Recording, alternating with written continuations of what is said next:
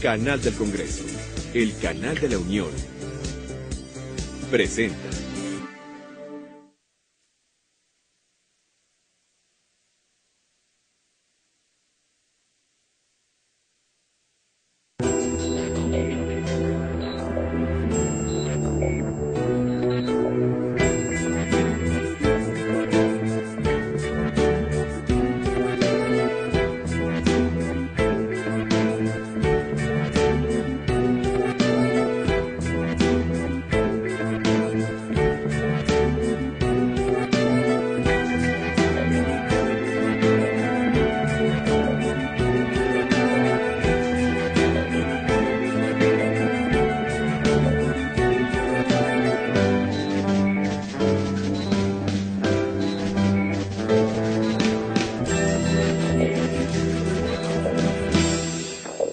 Hola, bienvenidos a Pesos y Contrapesos, el programa de la Auditoría Superior de la Federación y el canal del Congreso. El día de hoy nuestra emisión está enfocada en el tema de la evolución de los medios de comunicación, la rendición de cuentas y la transición a la democracia. Y para ello tengo el enorme gusto y privilegio de tener aquí en el set de Pesos y Contrapesos a una leyenda de la televisión mexicana, don Jorge Saldaña. Bienvenido a este foro. Gracias, Juan, eres muy amable, muy gentil. Un gusto tenerlo aquí.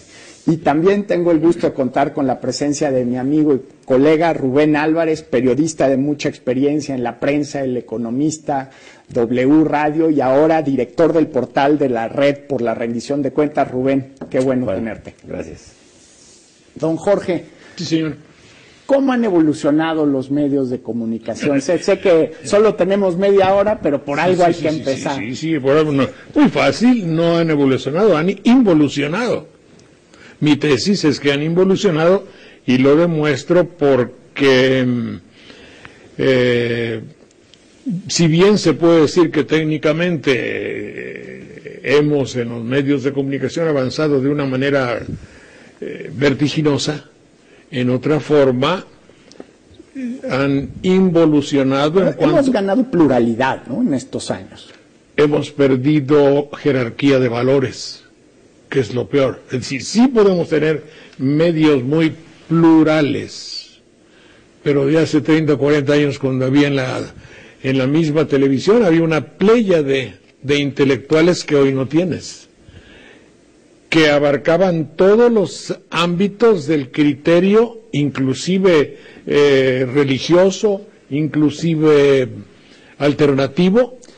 Pero, por ejemplo, la pluralidad política, los partidos de oposición no tenían mucha representación en los medios de comunicación, ¿no? Sí, en el hipotético caso de que la oposición sea en realidad una oposición, pero cuando las aguas se juntan, cuando hoy alguien es de oposición, pero mañana está en otro partido, que era el partido al cual se oponía, porque hizo una alianza.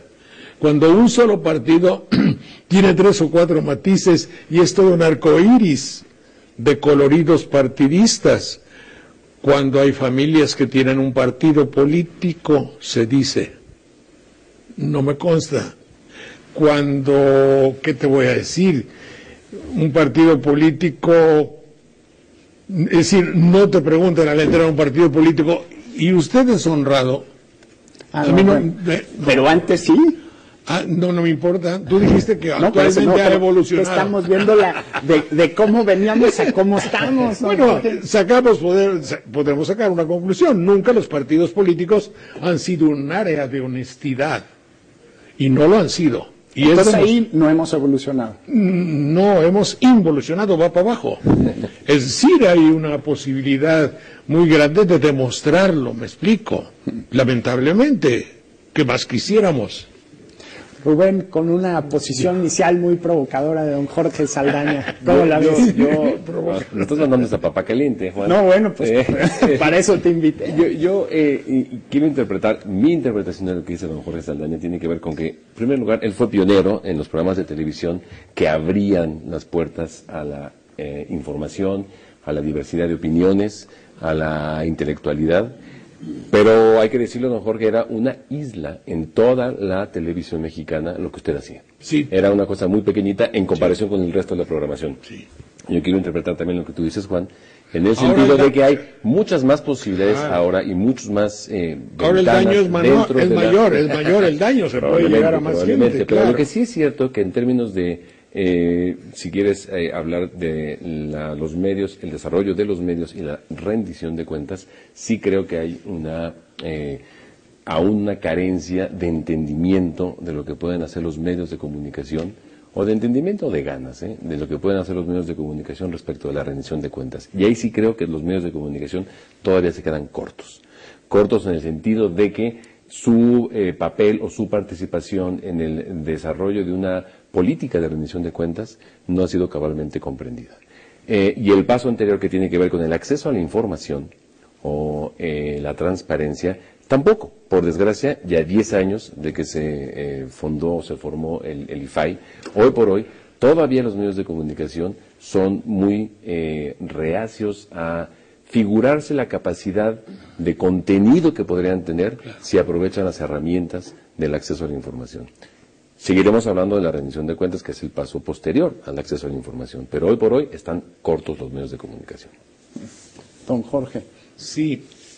Es decir, que rendir cuentas es algo nobilísimo, digno, grande, en el hipotético caso de que fuésemos honorables. Pero rendir cuentas en un país de corrupción, yo creo que la tarea es enorme. ¿Cómo hacer que alguien en esencia corrupto rinda cuentas? Lógicamente, la corrupción existe justamente para no rendir cuentas a nadie. Y si alguien puede hacer que haya rendición de cuentas, no va a ser la televisión, porque la que menos le conviene rendir cuentas es a la televisión. Hoy justamente en la mañana lo hacíamos en donde tengo que refugiarme, en el Internet, por falta de libertad de expresión en los medios mercantiles de televisión. Decía, bueno, la televisión, ¿de qué se puede quejar? Es decir, dice que hace mucho. ¿Y qué hace televisión para jóvenes? Porque alguien me dijo, hacemos televisión para jóvenes. Dígame a ustedes o nuestro queridísimo auditorio, ¿hay acaso algún líder juvenil en la televisión, paradigma, es decir, ejemplo, que lo imite la juventud? ¿Qué hombre? Antes, por ejemplo, sí que esto sea elogio, es una constatación, había un líder infantil muy frustrado, frustrante y muy desposeído de todo, Chespirito. Yo pensé que iba a decir Chabelo. Sí, pero Chabelo sigue, me parece, no he checado los... Pero Chabelo es una actuación. Chespirito era como el personaje de un niño mexicano desposeído de todo, sin papá, sin mamá, abandonado, con hambre. Muy inteligentemente buscaron a un antihéroe. Fue el antihéroe. Ahora no hay ni siquiera eso. Díganme un joven de 18 o 20 años que vaya por la vida para conquistarlo todo, que lleve la bandera de la inconformidad, de la honestidad, que rinda cuentas a su maestro. Un movimiento como Yo Soy 132, por ejemplo, hubiera podido surgir en un contexto de medios de comunicación en los 70s, donde, salvo rarísimas excepciones, como su programa... Mira, si has visto su programa... Lo que tú estás diciendo del 132, que tiene que ver con lo que ocurre hoy en día y la posibilidad de que surja ese movimiento con esas características, pero tuvimos otro movimiento que fue el del 68. Sí. Y ahí también era una movilización de jóvenes que pasó por una zona de crítica al poder establecido, y ahí quisiera yo separar el tema de la rendición de cuentas de lo que tienen que ser los medios de comunicación y la forma que tienen que hacer como bienes públicos de rendición de cuentas a su teleaudiencia o a su radioescuchas, y a unos periódicos, porque también son medios públicos de comunicación, con los sujetos obligados a la rendición de cuentas, que son los funcionarios públicos, y es donde se anida la corrupción. Rubén, tenemos que ir a una pausa, pero me encantaría volver con la pregunta de comparar la presencia en medios de los dos movimientos, 1968 y 132. Estamos en Pesos y Contrapesos, rendición de cuentas y los medios de comunicación en México. Volvemos después de una pausa, acompáñenos. Pesos y Contrapesos, estamos con el tema de rendición de cuentas y evolución de los medios de comunicación. Rubén, mencionabas el movimiento de 1968, hace ya 4 décadas. 4 décadas, más de 4 décadas. Mira, el auditorio muy simple de cumplir realmente, eso es un dato que hay que anotar. Prácticamente interlocución elemental. Es que, exacto, o sea, el problema es que ese gobierno tan tosudo, tan cerrado, tan represivo como el de Gustavo Díaz Ordaz, le fue imposible establecer una interlocución. Ya no digamos lo que le pasó a Enrique Peña Nieto en la Universidad Iberoamericana, eso hubiera sido impensable en el 68, en el 78 y en el 88, porque yo no creo que ni siquiera el candidato Salinas de Gortari podría haber, el entorno, pues, de la campaña de Salinas de Gortari podría haber tolerado esa forma de comunicación con los jóvenes hoy del 132, ¿no? Yo creo, por último, que esto tiene que ver, a diferencia de lo que dice don Jorge, con la evolución, no de los medios de comunicación, diría yo, de la sociedad misma. Es decir, hoy en día tenemos mecanismos completamente diferenciados y diferenciadores que hacen imposible una represión como la del 68. Eso estaría muy bien y está muy bien. Pero yo veo los dos movimientos, me han tocado los dos. Se dice fácil, pero es muy agradable decirlo.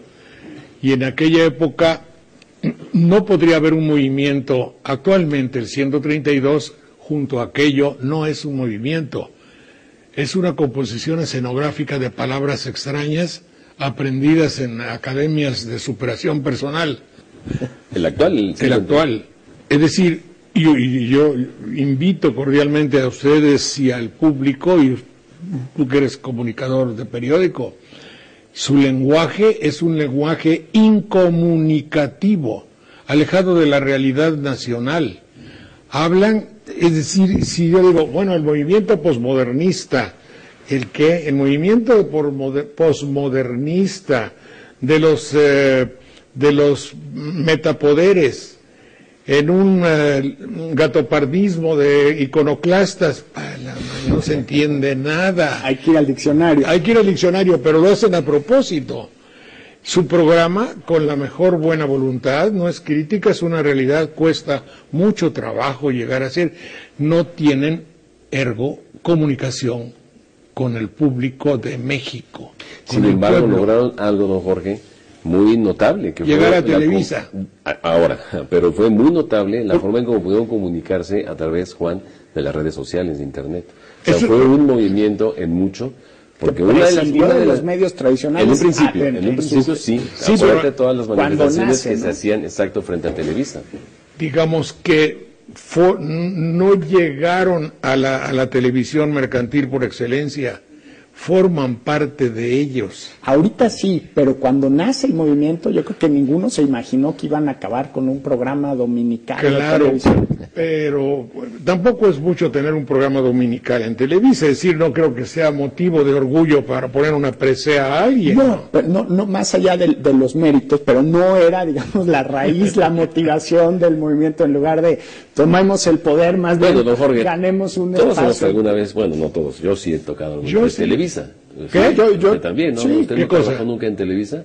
Yo trabajé 15 años en Televisa como trabajador eventual. Tengo el ¿cómo se llama eso? Yo trabajo actualmente como trabajador eventual. Yo trabajé en W Radio, que es de Televisa. Sí, pero en mí fueron los primeros 15 años, luego fueron 28. Pero el tema es que hubiera sido, desde mi perspectiva, sin haberlo vivido, pero inimaginable ver al Pino, a Marcelino Perelló del 68, en un espacio en medios de comunicación, más allá de si es una cadena como negocio. Perdóname, no lo sabes. Por eso te invito ahí estuvieron. Lamentablemente no tengo el programa grabado. Estuvieron ellos. Yo convencí al patrón, en el sentido más peyorativo de la palabra patrón, a los patrones, y hasta el presidente de la República tuvo que de que alguien lo fue a convencer, que no yo, para que los muchachos de la huelga estuvieran con nosotros, con sus maestros, de los que me acuerdo, Eberto Castillo y Ifigenia Martínez de Navarrete. Entonces, de Navarrete. Creo que Perelló o alguien así, estuvo Guevara.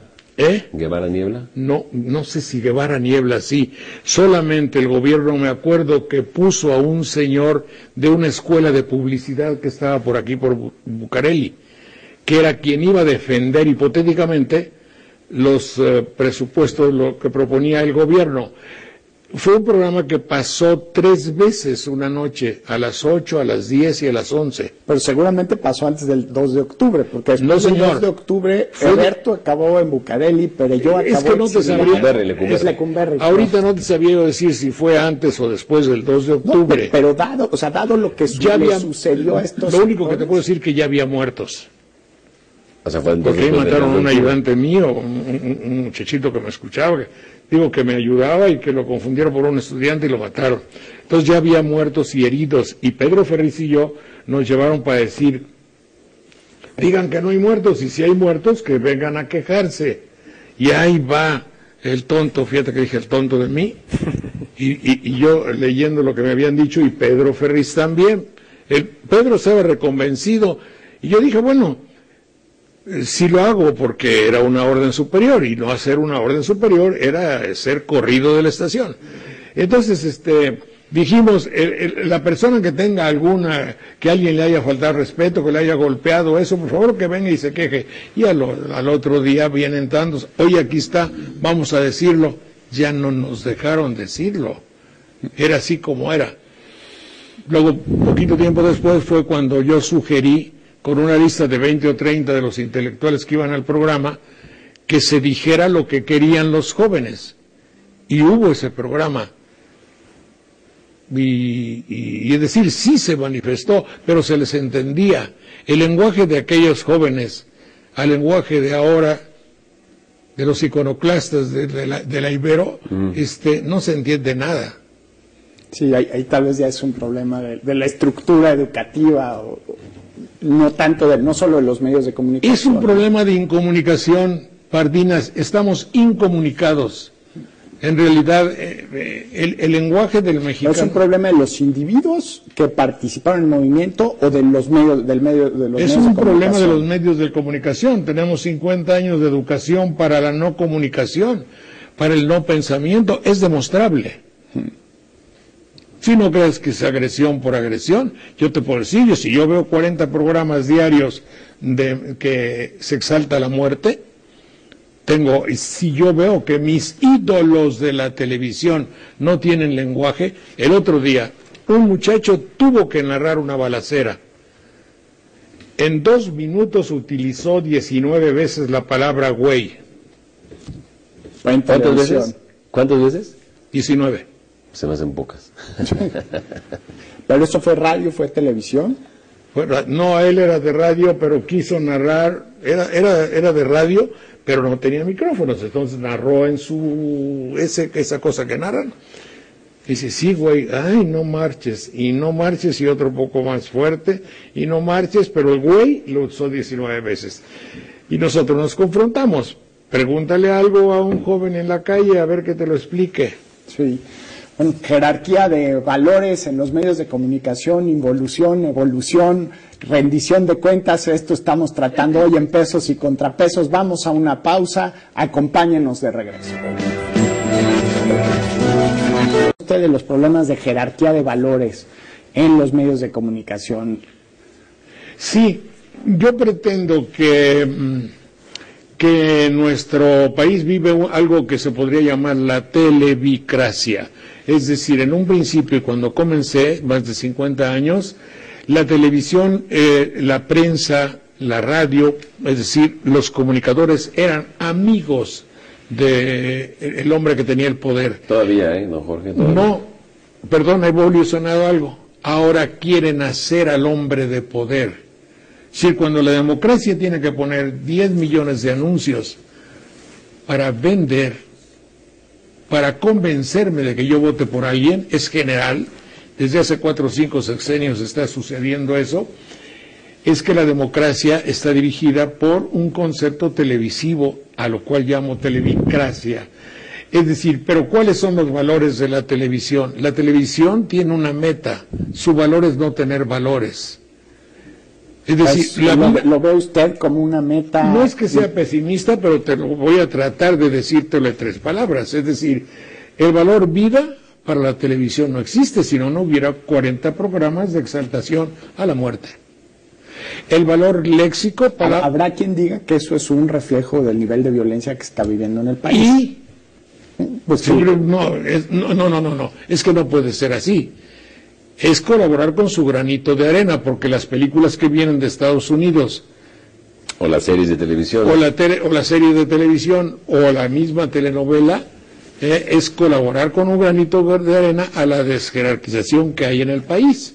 Pero a ver, don Jorge, cuando hubo alguien que dijo que la televisión no está para educar y que este es un país de jodidos, o sea, ¿cuál sería, no, Juan, el papel de los medios de comunicación?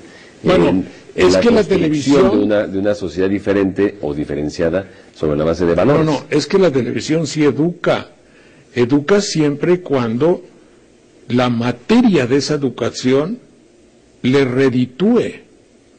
Si la casa juega, dijo uno de los políticos, es decir, la televisión le apuesta a que yo no piense. A la televisión le importa que yo compre, no que piense. Y no hay un solo programa que incentive la posibilidad de deducir, de evaluar, de inferir, de comparar. Pero yo tengo una hipótesis, don Jorge, Juan.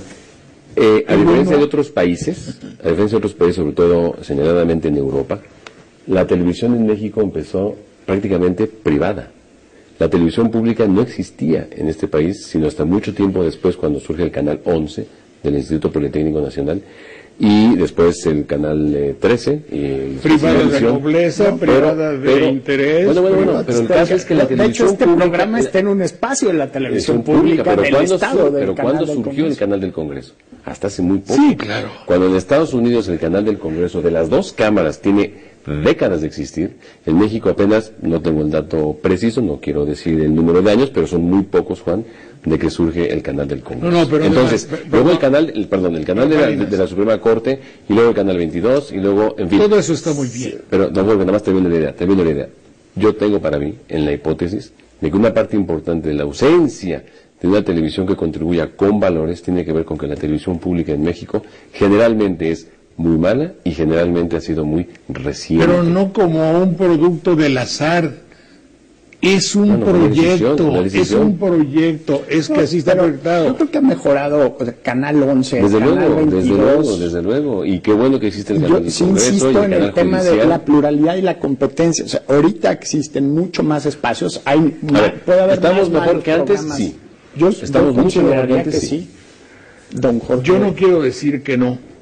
Yo, después de que fui suspendido en el 89 y boletinado para no trabajar en los canales en México, me refugié en Televisión Cultural de Provincia, donde la filosofía es imitar la televisión comercial, y la televisión comercial tiene varios estandartes. Se les voy a decir dos o tres. Uno, the name of the game is money.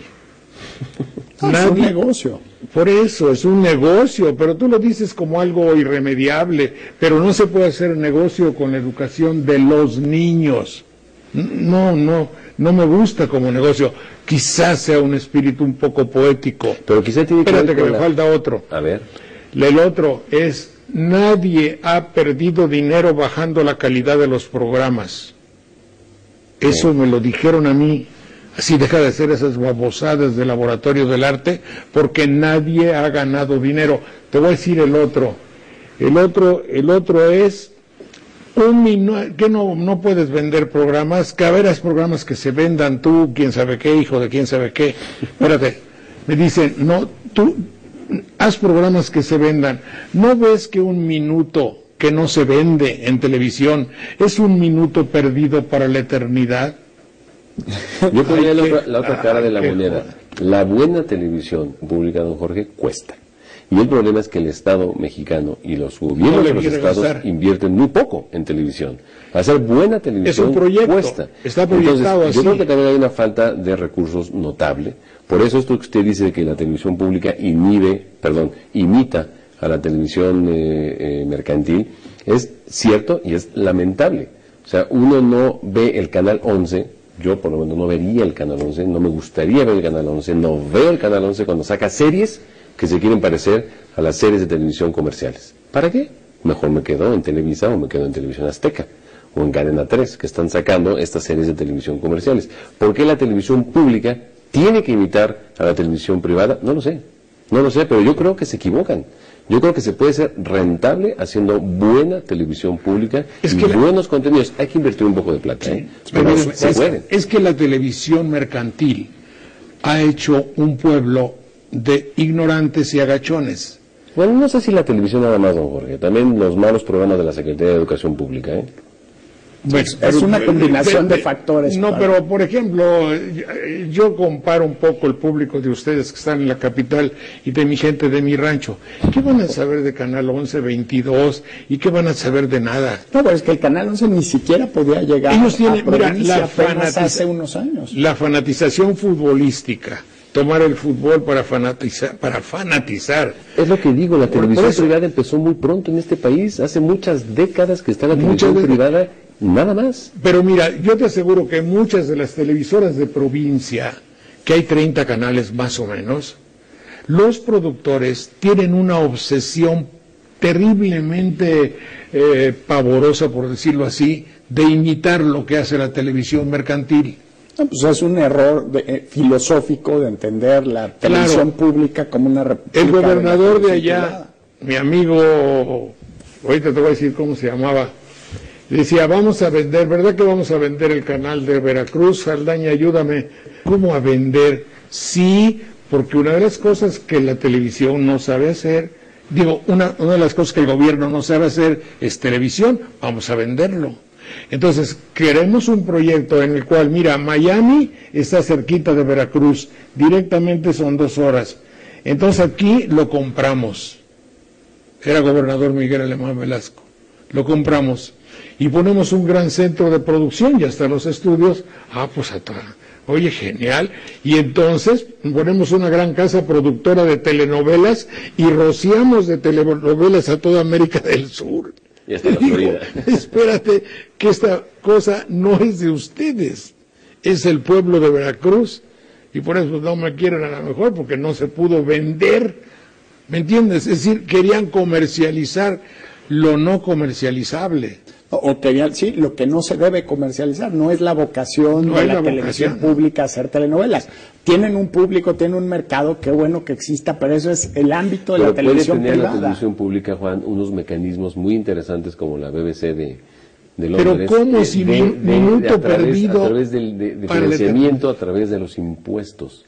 En Inglaterra, o en la Gran Bretaña, por cada tanto de lo que uno paga de impuestos, serán centavos, ¿no? Pero por cada tanto se da a la BBC. Aquí riñe con la posición de ustedes. A la televisión mercantil lo único que le interesa es no rendir cuentas, y ustedes colaboran en un canal donde parecería ser que la finalidad primordial es rendir cuentas.